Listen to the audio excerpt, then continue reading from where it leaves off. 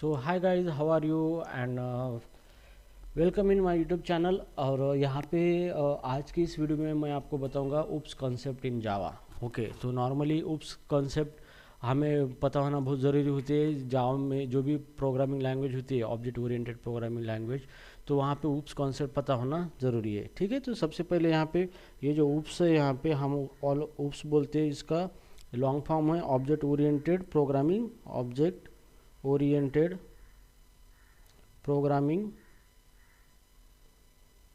Programming system.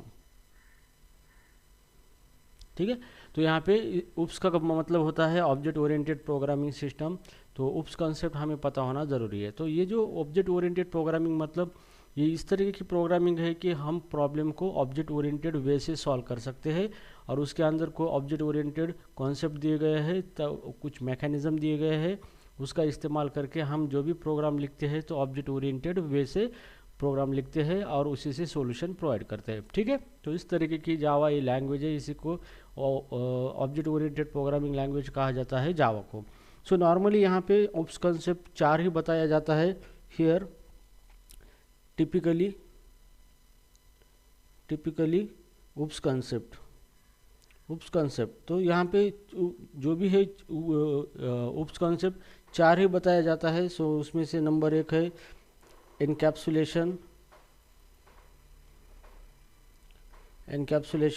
Number 2 है inheritance, number 3 है polymorphism,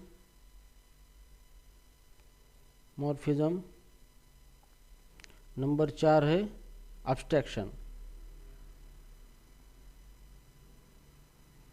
ठीक है, अगर बात आती है उप्स कॉन्सेप्ट की, तो ये 4 कॉन्सेप्ट ही बताए जाते हैं ऑब्जेक्ट ओरिएंटेड लैंग्वेज के अंदर: इनकैप्सुलेशन, इनहेरिटेंस, पॉलीमॉर्फिज्म, एब्स्ट्रैक्शन। लेकिन अगर बात करें हम जावा के स्पेसिफिक, तो अगर बात करें जावा की, तो जावा के अंदर उप्स कॉन्सेप्ट कितने हैं सारे मैं आपको बताऊंगा। तो ये 4 कॉन्सेप्ट तो उप्स कॉन्सेप्ट है। उसके बाद यहाँ पे जावा के अंदर क्लास भी एक उप्स कॉन्सेप्ट है। यहाँ पे नंबर 6 ऑब्जेक्ट, ये भी एक उप्स कंसेप्ट है जावा के अंदर, क्लास, ऑब्जेक्ट। फिर उसके बाद है नंबर 7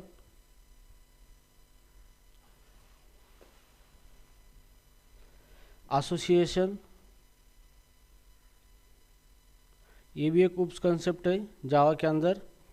उसके बाद है एग्रीगेशन,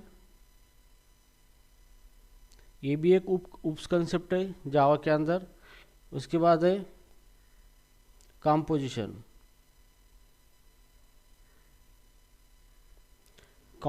ये भी एक उप्स कंसेप्ट है जावा के अंदर। और उसके बाद है मैसेज पासिंग।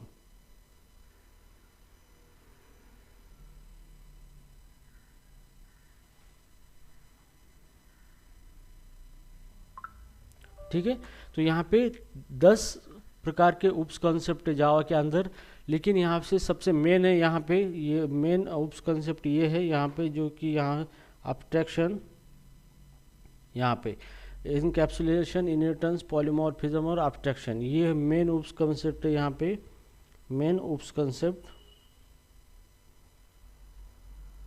ठीक है, और बाकी के जो है ये लैंग्वेज स्पेसिफिक उप्स कॉन्सेप्ट है यहाँ पे। Okay, so these are the language specific OOPs concept, specific OOPs concept.